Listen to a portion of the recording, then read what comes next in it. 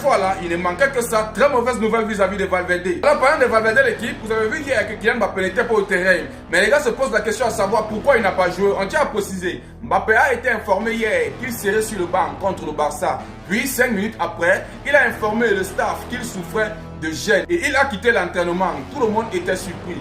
Kylian Mbappé le veut. Kylian Mbappé savait qu'il devait être au banc de tout seul. Pourquoi il a dit mieux il ne participe pas? Il a inventé quelque chose, chap, il a quitté. Et aujourd'hui, regardez ce qu'il a mis sur Instagram. Donc ce qu'il a mis hier ne suffisait pas. Il se permet de mettre sur Instagram qu'il est en forme. Donc, ce qui veut dire que Kylian Mbappé n'avait pas un problème. Il a vu qu'il ne devait pas avoir un temps de jeu. C'est pourquoi le gars a choisi d'inventer cela et d'aller à l'écart. Et c'est malsain. Et je pense vraiment que les fans du Real Madrid ne vont pas rater Kylian Mbappé cette fois-ci. Même si on dit quoi, les gars, c'est lui le véritable problème au sein du Real Madrid. Alors parlant de ce Kylian Mbappé, on constate directement que Mbappé, Vinicius et Jude Bellingham restent la face du projet du Real Madrid en termes de saison prochaine. Je pose la question à savoir, c'est quoi le problème du Real? Mais tout ce que moi je peux dire ici, c'est qu'on doit observer avec les yeux. Les gars, ils mettent un projet avec des joueurs qui ne savent pas jouer ensemble et se détestent depuis 2 ans. C'est quoi le véritable problème?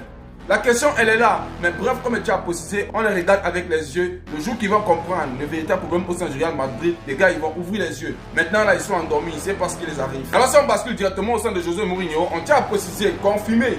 José Mourinho a posé 2 conditions au Real Madrid. Avoir un mot sur les transferts au niveau des postes à renforcer, pas sur les noms à signer. En deuxième plan, que personne ne s'interfère dans son travail avec les joueurs. Ils auront du mal à accepter. Nous tous ici, on connaît très bien la politique du Real Madrid. Il va venir imposer ses lois, on va accepter. Dès qu'il va arriver, il sera incapable de marcher comme il a dit. Car le Real Madrid, c'est un club que les gars, pour t'avoir, ils sont prêts à tout donner. Quand tu vas arriver, on va te dicter les lois. C'est plus toi qui vas travailler selon ta tête. Alors José Mourinho, il n'y a pas de problème, vient au sein du Real Madrid, mais je suis sûr que les gars, il ne va pas supporter et il va quitter comme d'autres entraîneurs. Au cas contraire, n'hésitez pas à le mettre en commentaire. Parlant de Mourinho, l'équipe, j'aimerais un peu qu'on parle de Diego Simeone. Vous vous en rendez compte?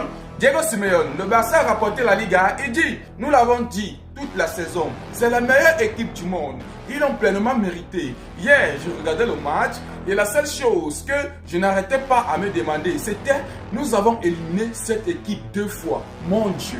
L'équipe, moi-même, je me suis posé la question à savoir comment ils ont fait pour éliminer le Barça. Comment le Barça était descendu si bas pour se faire éliminer face à un Atlético de Madrid. Alors qu'on avait notre place, que ce soit en Copa del Rey et aussi en Ligue des Champions. Moi-même, je n'ai pas compris comment on s'est fait éliminer. Même Diego Simeone n'arrive pas à comprendre. Et ça revient directement sur le cas de Federico Valverde. Non seulement on est en train de dire qu'il ne va plus avoir le brassard en tant que capitaine, et on tient à préciser que les joueurs cadres du Real Madrid demandent le départ de Federico Valverde cet été.